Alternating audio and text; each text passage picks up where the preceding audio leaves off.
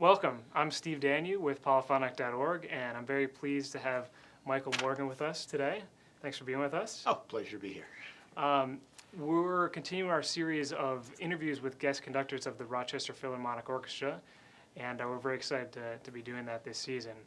So, Michael, you're conducting the RPO this weekend in a series of concerts, and the program is very interesting. It's American music, All American. Gershwin, Duke Ellington, Joseph Swanner. Where did you kind of get the idea for this program?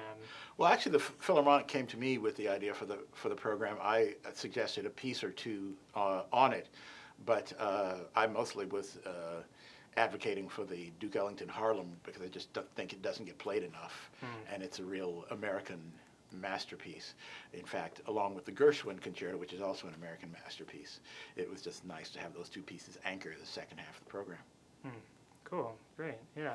Now, you're coming to us from California, where you conduct a number of orchestras, including the Oakland Youth Symphony. Well, Oakland East Bay Symphony, Oakland Youth Orchestra is owned by the, so they are combined, merged, I should say. I'm called artistic director of the Youth Symphony, but someone else does the conducting. I conduct the main orchestra of the symphony, and then the symphony, the Philharmonic up in Sacramento is my other orchestra. Gotcha, okay. And I'm here in Rochester every couple of years for the Gateways Music Festival. Oh, great, okay, yeah. Oh, and I saw you also teach at San Francisco Conservatory. The graduate conducting course, okay. Yes. So it seems like education is something that's important to you. Would that be fair to say? Certainly. Those of us who I think came along in the, I'll call it the Bernstein generation, we were all sort of taught by him to teach. So we want to pass along whatever it is we have managed to accumulate in the way of wisdom. Sure. Well, it's funny you mentioned him. I was actually going to ask you about working with him, and you know, you've certainly worked with some really fantastic conductors and musicians, and his name kind of caught my eye. I mean, what was it like to work with him? Basically a tornado of energy based. He was the greatest mind I've ever met, and I don't really expect to meet a mind like that ever again. And for me, I met him first at Tanglewood when I was a student there in 1977.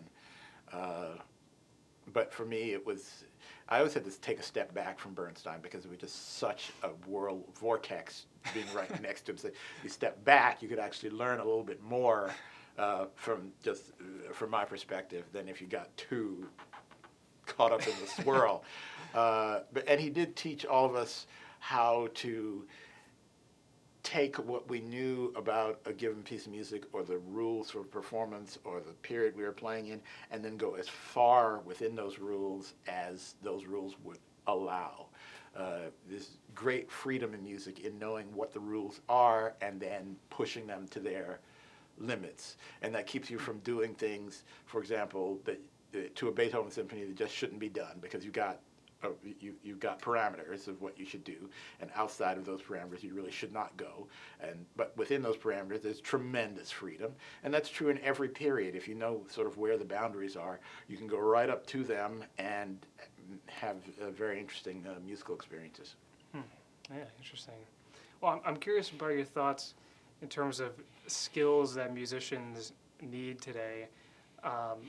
You know, we're seeing musicians and conductors needing, it seems like, more and more skills, talking to audiences, knowing things about marketing and social media and that sort of thing. Do you think there's one thing that strikes you as being something that musicians or conductors need now more than ever? I think the most important thing for all of us is we really do need to be able to explain why this is important to us. And it's not like there's one set of words that will do this. You need to put it in your own voice. But you need to have a reason that you do this and why it should matter to anybody else that you do this.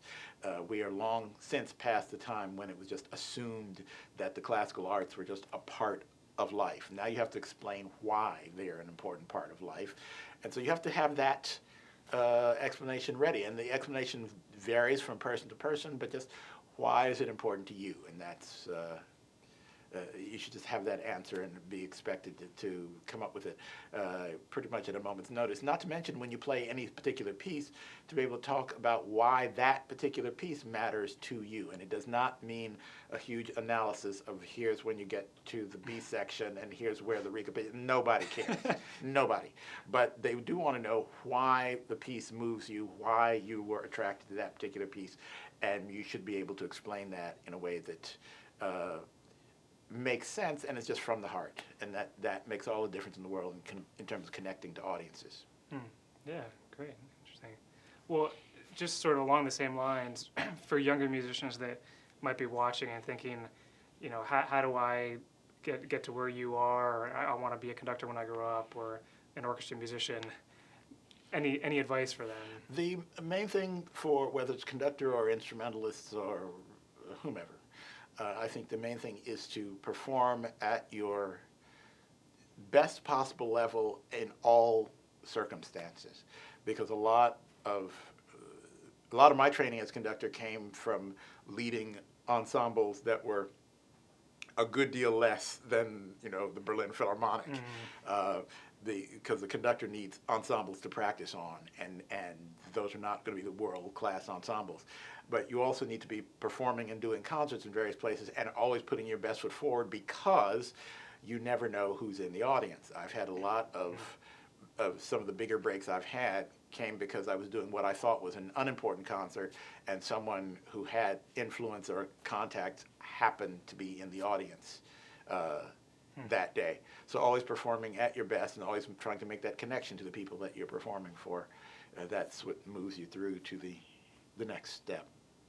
Wonderful. Yeah, you never know who's in the audience. You never right? know. Yeah. Yes. Yeah. Well, thanks so much for joining us today and sharing your wisdom with us. It's my pleasure. Appreciate it. Anytime. Yeah. We look forward to seeing you next time. Thanks.